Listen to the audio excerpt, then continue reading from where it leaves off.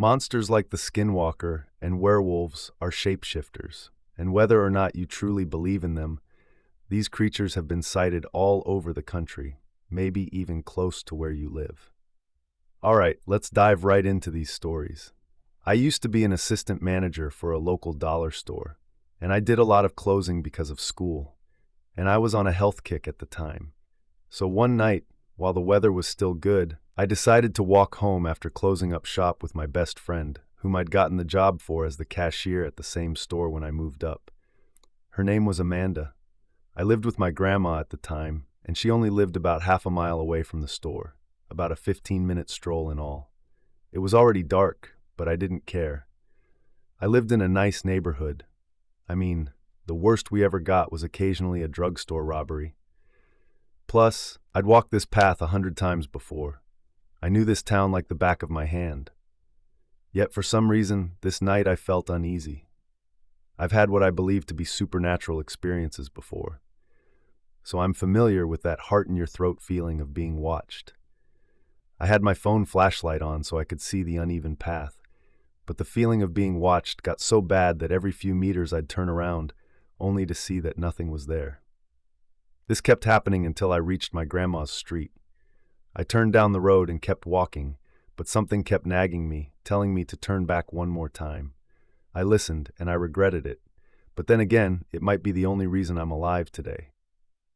What I saw was a tall, emaciated humanoid figure crossing my grandmother's road. It didn't look at me, but I could see it so clearly in the streetlight. It was disturbing to behold. It was so thin, I could have used it as a reference for a skeleton. It also had a strangely dog-like head and massive hands with long claws. Like I said, thankfully it didn't see me, and it kept walking down the street. I stood there frozen until it made it to the other side, and once it was out of sight, I booked it back home, which was luckily only a few houses away. I sat in the living room with my grandma, shaken and barely composed. Then my grandma said something that made my heart sink. She asked if I had seen the news. I stuttered, no, and she went on to explain that a man had took his own life after a standoff with a SWAT team near the elementary school. The man wasn't in the school, but he lived close enough that if he made a threat, someone would have to intervene. What really put me on edge, though, was that this man had no known mental illnesses, and according to his family was completely stable, and this had happened only a few hours ago. I managed to control myself, eat some dinner, and try to sleep, but sleep wouldn't come. All night long I heard shuffling through the mulch under my window, and once I even heard a hand slam against it. Thankfully, I had thick curtains, because if I saw that hand, I would have screamed, alerting the entire household.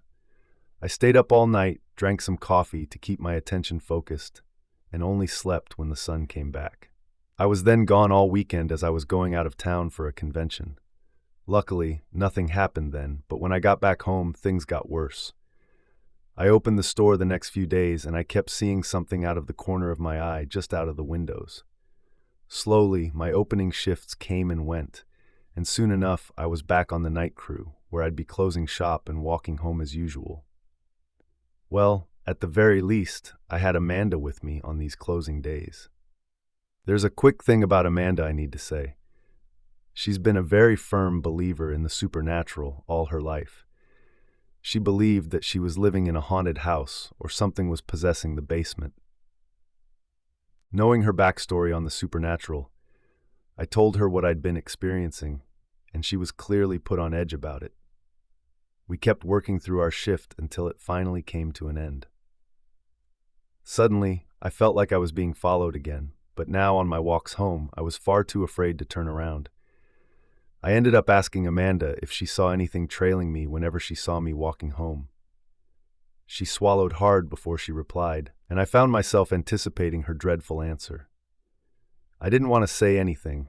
She said it first, because I didn't want to scare you. But the other night, I swear I saw something tall and thin following you home. It wasn't a person, and it was far from any creature I've seen before. During this whole time, I was texting another friend who knew more about demons and creatures of sorts, and he said that it sounded like it was hunting me. He laughed at a theory he told me, saying that the creature was a demon spirit that it was the reason the man had committed suicide and that it was trying to get me next, and I'd seen it more than once. On one occasion, it appeared as just a shadow, like a vapor of itself, as if it was some sort of shapeshifter. I would believe that, considering how it looked half-human already. For a while after talking with some friends, it backed off slightly, but I could still feel it stalking me. One day I walked right past the window to stalk some paper plates, and when I looked out the window next to me, I saw it, leaning its upper body against the glass, its claws pressed hard against the surface.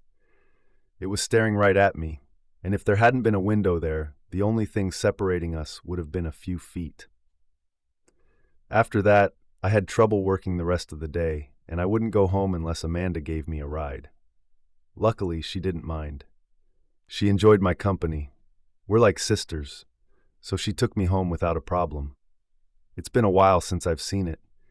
I still can't figure out if it's a physical thing or some sort of evil spirit that's following me. All I know is it's terrifying to behold, and even more horrifying to think about how it's stalking me, maybe even at this very moment. Story number 2. I'm 18 years old, and my family and I had decided to go on a cruise the following week. But due to Hurricane Harvey, we weren't able to port back in Galveston, Texas, where we had parked our car. Rather, we were dropped off at the port of New Orleans, and my dad, annoyed at the entire situation, was forced to rent a car due to ours being stuck all the way in Galveston. From there, we were attempting to drive from New Orleans to Lubbock, Texas. We started early that day due to it being a 15-hour drive. My younger brother, who was 12 at the time, was in the back seat, listening to one of his favorite YouTube channels through his headphones, and my little sister, at 9 years old, was asleep. As time progressed, my dad got tired and asked me to drive while he slept. I didn't mind, though. I was wide awake and honestly bored out of my mind. We pulled over on the side of the road at one point, and we switched. I had a strange feeling, but I put it to me just being nervous. If I was about to drive, I was afraid I'd take a wrong road and get lost, and I didn't want to disappoint my family. I'm not good with directions either, not to mention it had been raining really hard most of the drive here. I started back on the road, surrounded by swampy forests, and everything seemed fine. Soon, my dad was snoring away in the passenger seat, and I decided to listen to some music to calm my nerves. As the rain began to pick back up, I had this feeling I could only describe as like a knowledge of something terrible about to happen, but I didn't know when or what it would be. I felt uneasy. I couldn't explain it. I tried to block it out of my head. It was dark, and I thought to myself I shouldn't focus on that kind of feeling. Maybe it'll just pass, and everything will be okay. But then I heard it, the sound that shattered my world. It was like a mixture of what sounded like a coyote and a small child screaming for their life. I had never been to Louisiana before, and I had no idea if they had coyotes out there or not. I grew up in a small town in Texas, and I've grown accustomed to that noise. I was startled, and I heard from behind me, "Alexei, did you hear that?" It was my brother, and he sounded more worried than I felt. I didn't want to alarm or wake up my sister or dad. I was actually kind of shocked that the scream itself didn't wake them.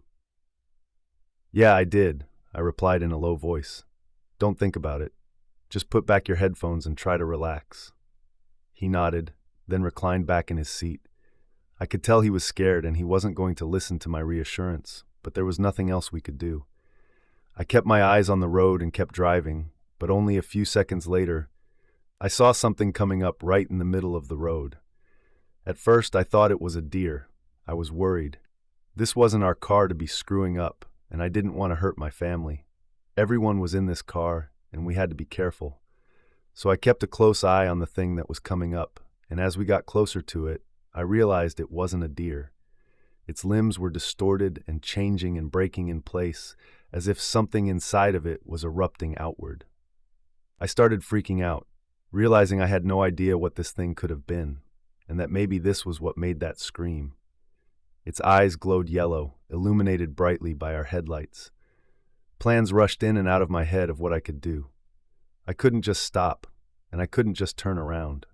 I didn't know where I was or how to get home. I was relying on my GPS to show me the way, and quite frankly, I didn't want to do anything to make it follow us. I decided, as I was about 20 yards away, that I would go around it and pray to God that it wouldn't try anything crazy. I honked my horn at the thing, trying to see if it would startle it. It looked up at me. I could see its face clearly now. Its face was not entirely deer-like. It was almost human-like. I heard it mimic the noise of the car's horn back at me, and that dreadful, imperfect sound sent chills down my spine. I didn't realize I had been screaming until my dad woke up. "What in the world? What is that?" he asked me, and I could see the fear rise on his face as he looked outside the car and into the eyes of the deer thing. I turned quickly towards the other side of the road, and I sped up. I knew if I didn't hurry and pass this thing, I could end up hitting another car. Then we'd all be screwed. As I passed it, the creature stood up on hind legs. It didn't even look physically possible to hold its weight up like that, but it did with ease. In fact, it looked ready to charge, but it didn't. Instead, it let out another cry like the one before, then slowly walked back into the wooded mess next to it. Relieved that it was gone, but still scared out of my mind, I moved back to my side of the road, and I went twice the speed limit. I drove for what felt like hours, but was probably just 30 minutes. My brother and dad didn't say a word the entire time, and I didn't either. We just wanted to get home. After a while, I pulled over so that my dad and I could switch places again, and I was nearly too scared to take one step out of that vehicle. But once that part was over, I was just happy to almost be home. Even though New Orleans was beautiful and different than my small Texas town, I don't think I'll be going back anytime soon. Louisiana can have its monsters. Story number 3. A long time ago, when I was just a little girl, this happened. I was 9 years old, living in Washington State, and unfortunately, I was homeless, living with my father in the middle of the forest. But I didn't care if I had a home or not. I loved living in the forest, and I loved my dad. And as long as I was with him, I never felt poor. But I know my father didn't see it that way. He struggled to make money, and I knew that he felt depressed about our situation. One day to pass the time, I went on a little hike. I never went too far when I went on my walks. I didn't want to get chewed out by my dad, if you know what I mean. I started walking. I wanted to go somewhere I never really explored by myself before. Little did I know that this was a bad idea. I was walking, enjoying the scenery, getting further and further away from mine and my dad's camp. Eventually, I came upon a part of the forest where everything went quiet, and as the noises lowered, the hairs on the back of my neck raised up. The next thing I heard was the bushes next to me making some sort of noise as if someone was shaking them. I hoped maybe it was just a squirrel or rabbit making the noises, but when I took one step back, I heard it growl at me, a low, raspy growl. I stopped in my tracks, all my hair standing up on my body. I've never heard growling like that before. I was scared to breathe or make any noise at all, and I tried to stand as still as possible, but I didn't want to stick around to see what the noises were coming from. So still, I continued to back up slowly. Of course, I had to step on a stick, and as soon as it cracked, the thing began to move forward, growling even more. That was a mistake. I should have been paying attention to where I was going. Soon, emerging from those bushes, I saw yellow eyes reflecting the sunlight. I remember staring into them and feeling more fear than I've ever felt in my 9 years. I was thinking about turning around, just running for it, gunning it back to my dad. The creature jumped out of the bushes, and when I saw it, I thought it was a dog, some sort of rabbit or wild dog. But as I saw it stand in front of me, yes, stand on 2 legs before me, I knew this was a monster from my nightmares. Not something natural to this world. It looked like a weightlifter. It was huge and had black and brown pointy ears and long yellowed teeth. Its tail was bushy, and the thing stunk like decay. It got on all fours, its head now just above the ground, and it was snarling at me, and for a moment I swear I saw it smile. I thought for sure that this was it. I remember crying there uncontrollably, ready for my time. I was so terrified, petrified, I couldn't walk or talk or even breathe. As we stared at each other, it felt like an eternity. The dog thing lifted its head from the ground and began to stand up again. I could hear its joints snapping into place, as if it hadn't just been standing before. At full height, the thing was 7 feet tall. I thought right then that this was when I was going to get torn to pieces. But thank God, I began to hear a beautiful sound, my worried father calling out my name. He seemed panicked, calling out at the top of his lungs. The dog-like creature looked quickly to where my dad was calling from, began to growl again, lower this time. Then it looked back at me, showed its teeth one last time, then began to crawl up one of the trees, and all the while he crawled, it was still staring at me and growling before it finally disappeared into the leaves above. I was still crying, and I ran to my dad's voice faster than ever, almost collapsing when I got over to him. I was pale white as if I'd seen a ghost. My dad asked me what was wrong. Usually he'd be mad that I ran off, but usually when he found me, I was in a happy mood just exploring the woods. But this time, he couldn't be mad at me, seeing as how terrified I was. I didn't know what to say or explain, so I just said that I didn't feel very good. After that experience, I stuck by my dad all the time, and it would take me hours to fall asleep. Often, every noise that I heard would send a cold chill down my spine. I was so scared to be underneath or even around trees that I'd find myself avoiding them. So being in the forest, you can imagine how awkward my daily life became. I've always been scared that nobody would believe me. 12 years later, I still have nightmares, and I'm still scared of being around trees. I've never went into the woods alone again, and if I ever have to, I'm bringing something with me to protect myself. Be careful when you go in the woods. There are some indescribably horrifying things out there. Story number 4. I was just starting high school. I had just got my license, which means me and my friend Darren were ready for some stupid stuff. One night, when I was driving with my friend, he suddenly yelled in my ear to stop the car. I asked, a little frustrated, why he had just yelled at me like that. He was just staring at the field next to us, and then suddenly, without turning to me, he said, "Look over there." When I looked over to where he was looking, I saw something black stand up. That was nothing strange. What was strange was how tall it was. It towered over our vehicle, at about 8 or 9 feet tall. When it noticed us, I floored it. We were looking at each other with the same question in our minds. What was that? A few days go by, we told a lot of people our story, but they didn't believe us. Of course they didn't. This wasn't something you saw every day. This wasn't something that made sense, unless it was some weird dude out in the middle of nowhere who happened to be extremely tall. I'm Native American, so when I went to a tribal meeting, I told my elders about this, and they said that it was a bad medicine man, or a skinwalker, basically a medicine man with the worst intentions, who can transform into different creatures, but not always perfectly. They were very serious about what they told me. The elders said to be careful to not speak of it, because that could lure him towards me. Once the meeting was over, I was very shaken up. I climbed into my car and was about to leave when I looked over to see something looking at me with bright yellow eyes in the nearby forest. Already a bit creeped out, all I could do was stare back at it. Eventually, it turned and walked into the woods. I don't know what it was, but I was in no mood for it.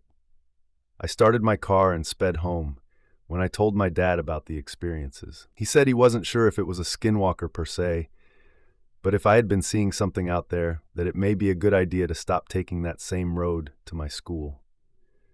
He was probably right, so I stopped driving down that way. One day after school, I went to my friend Darren's house. His parents were going out, and we had a plan to play games and drink a little.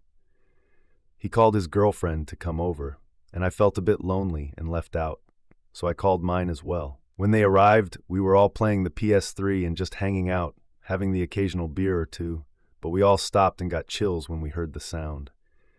It was a skin-crawling howl coming just from the edge of the woods outside. His house sits next to those woods, and to this day, I hate thinking about how close the forest was at that point. Me and Darren looked over at each other. My dad kept a gun in the car. I wanted to grab it, but I was not going to go outside anytime soon, not with that thing out there. We locked the doors and windows. Scared, we decided to try to get some sleep until we heard the blood-curdling howl again. It was right outside the window. We were so scared for our lives, we ended up calling the police to come and check. When they showed up, they didn't find anything but some large paw prints right outside the front door. That's how close it had been, whatever it was. To this day, I haven't driven down that road at night again, and Darren says he still has nightmares about that thing we saw that day and the creature we heard that night. Now, we have come to the end of today's episode, and if you like these stories, then hit the like button, press the notification bell, and subscribe for more spine-tingling content, and we will see you in the next story.